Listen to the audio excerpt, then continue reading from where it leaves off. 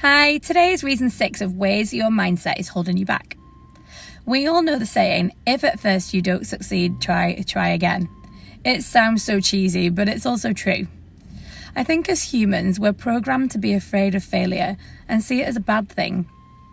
If you failed an exam at school, the chances are you were made to feel like you weren't good enough, like you wouldn't amount to anything, maybe even that you were stupid. So is it any wonder that as adults, we're afraid to fail? We don't want to feel inadequate, and when our failure is linked to our livelihood or our happiness, fear of failure can paralyse us into doing nothing at all in order to protect ourselves from vulnerability. But arguably doing nothing is worse than failing. At least if we try and it doesn't work, we can look at why it didn't work and figure out a different way.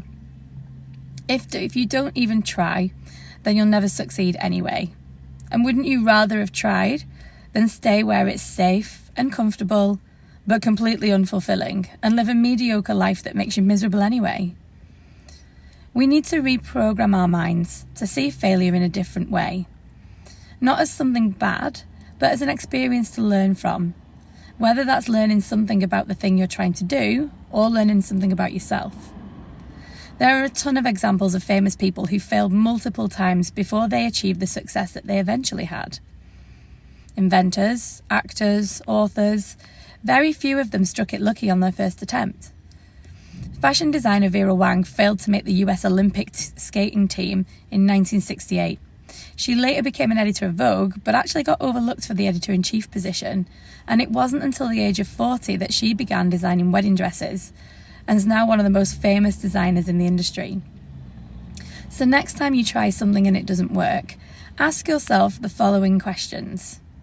Number 1, why did it go wrong? Number 2, what could I have done differently? Number 3, what could I do next time to change or improve it? And number 4, do I really want this?